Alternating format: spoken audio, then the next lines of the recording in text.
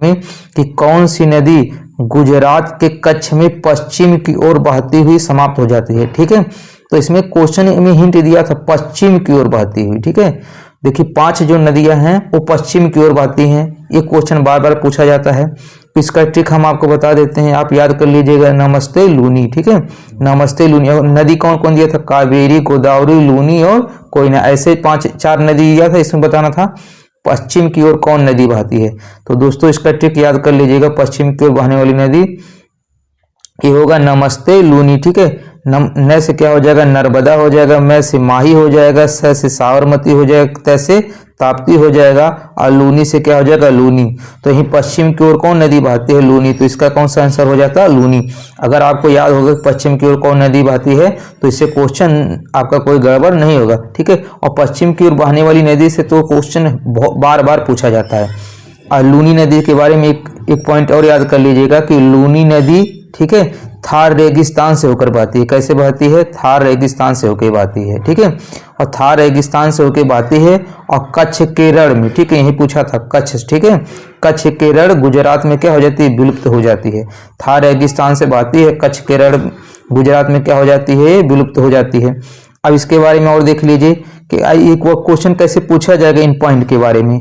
पश्चिम की ओर बहने वाली नदी, आपको बता दिए पश्चिम की ओर बहने वाली नदी, और ये जो नदियां पश्चिम की ओर बहती हैं दोस्तों, ये अरब सागर में गिरती हैं। कहाँ पे गिरती हैं, अरब सागर में।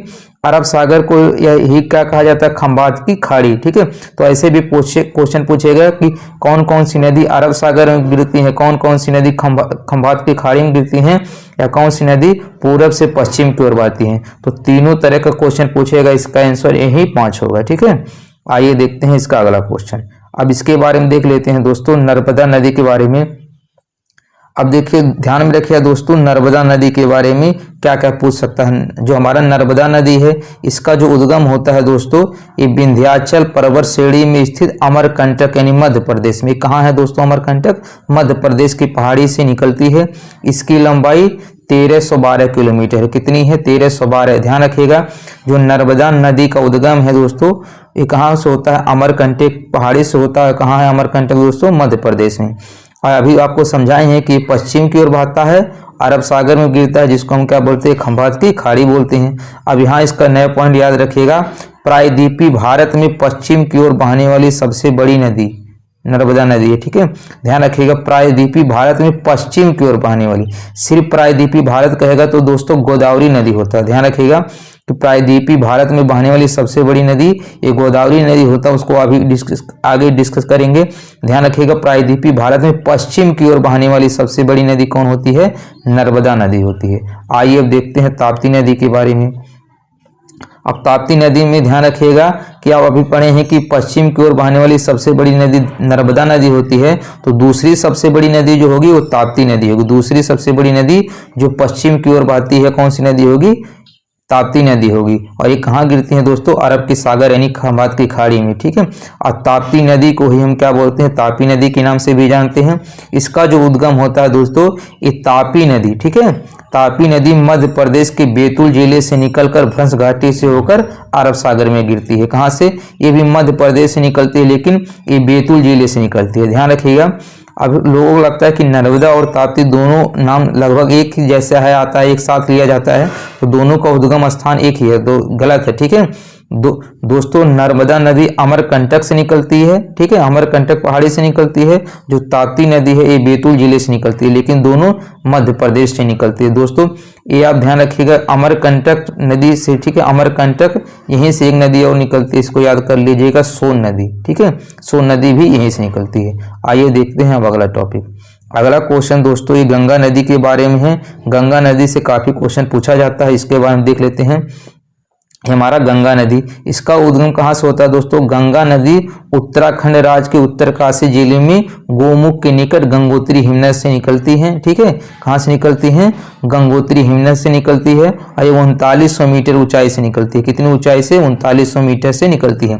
और दोस्तों यहाँ भी आपको ध्यान रखिए कहाँ से निकलती है, उत्तराखंड के उत्तरकाशी जिले से। और ये भी क्वेश्चन पूछा गया है कि जो हमारा भागीरथी नदी है और अलकनंदा, यही दोनों जब आपस में मिलती हैं, भागीरथी और अलकनंदा मिलती हैं, कहाँ पे मिलती हैं दोस्तों? देवप्रयाग में। तो किस नदी के नाम से जानी जाती है? गंगा नदी। ठीक है, भागीरथी और अलकनंदा कहाँ मिलती हैं? देवप्रयाग में, तब इसको हम गंगा नदी के नाम से जाना जाता है। अब यहाँ से देखिए गंगा नदी से क्या पूछा जाएगा?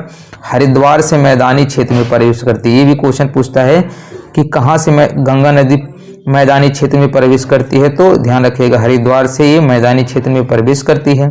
इसकी कुल लंबाई कितना है? 25-25 किलोमीटर। ध्यान रखिएगा इसकी जो गंगा नदी की लंबाई है वो कितना है? 25-25 किलोमीटर। और ये भारत की सबसे बड़ी लंबी नदी है। ठीक है, और ये कहाँ गिरती है दोस्तों? बंगाल की खाड़ी में। ये कहाँ गिरती है? बंगाल की खाड़ी में। ध्यान रखिएगा ये कहाँ गिरेगी? बंगाल की खाड़ी में गिरती है।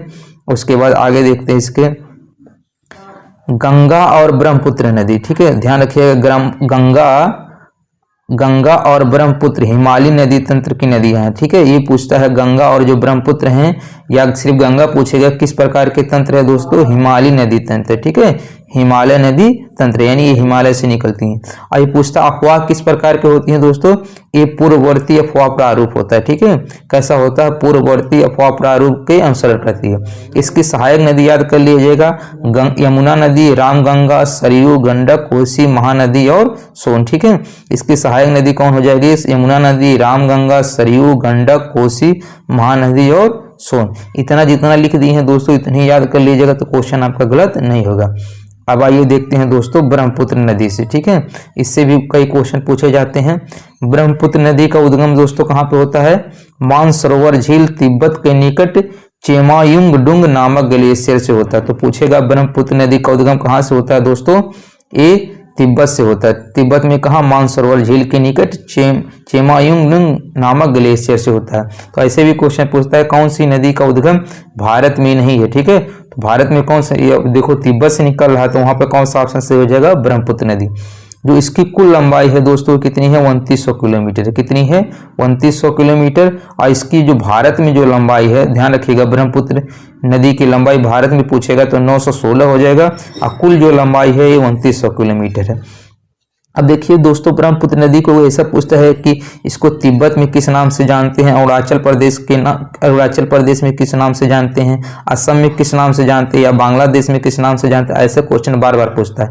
तो ध्यान रखिएगा दोस्तों, इस तिब्बत में ब्रह्मपुत्र नदी को सांगपो नदी के नाम से जानते हैं, अरुणाचल प्रदेश में इसको दिहांग नाम से जानते हैं, असम में इसको ब्रह्मपुत्र नदी के नाम से जानते हैं। ठीक है, असम में किस नाम से जानते हैं?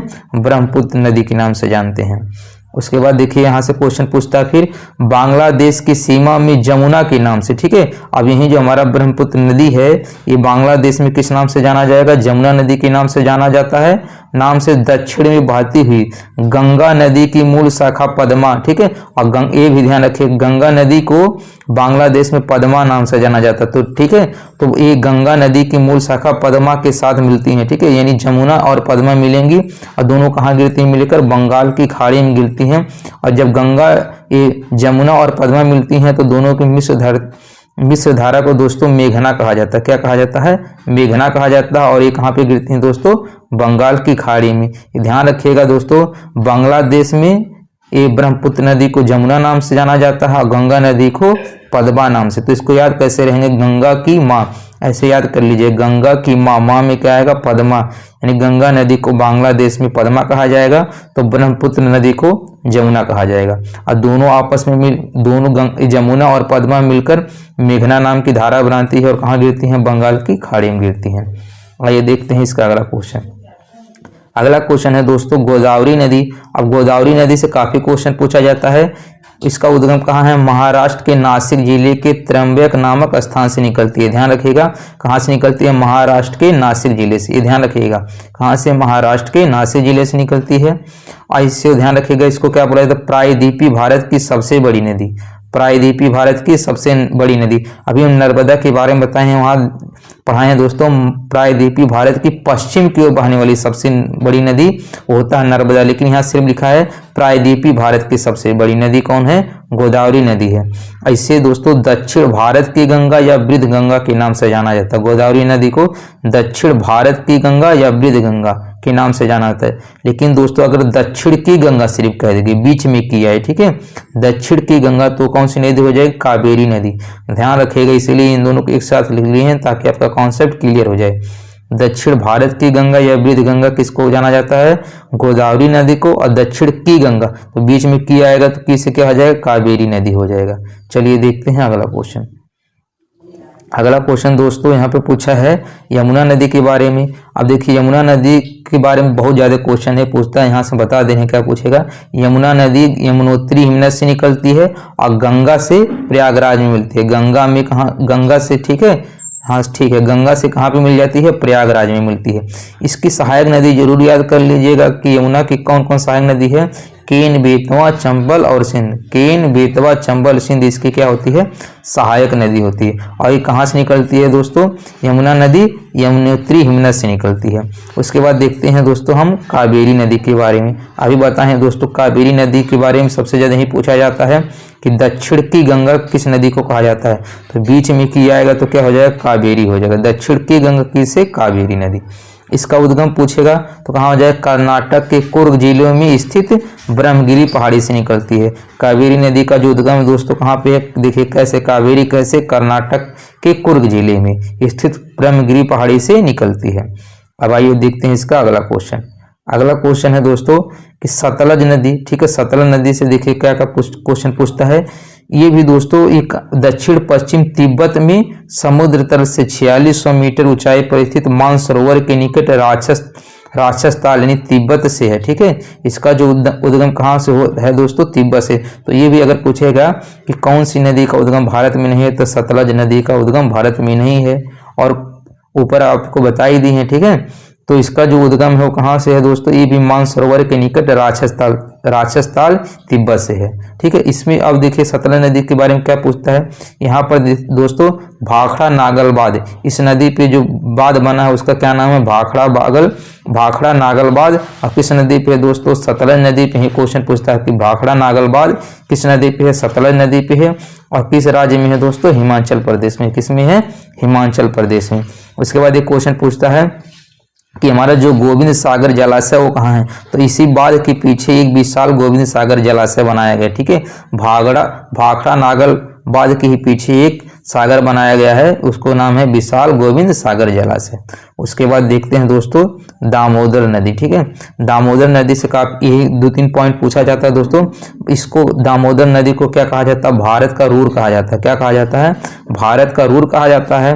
और क्यों कहा जाता है दोस्तों? क्योंकि दामोदर नदी बेसिन को कोयले की उपलब्धता के कारण, ठीक है, यानी यहाँ पर सबसे ज्यादा कोयला पाया जाता है, यानी कोयले की उपलब्धता के कारण दामोदर नदी को भारत का रूर कहा जाता है। इसका जो उद्गम ध्यान रखिएगा, ये होता है छोटा नागपुर के पठार से होता है। इसका उद्गम कहाँ होता है? छोटा नागपुर के पठार से होता है। इसको बंगाल का शोक भी कहा जाता है। दामोदर नदी को क्या कहा जाता है? बंगाल का शोक भी कहा जाता है। उम्मीद कर रहे हैं दोस्तों ये सेशन आपको समझ में आ गया होगा। दोस्तों यदि आप चैनल पे नहीं हो तो प्लीज़ इसको सब्सक्राइब जरूर कर लीजिएगा। तब तक के लिए धन्यवाद।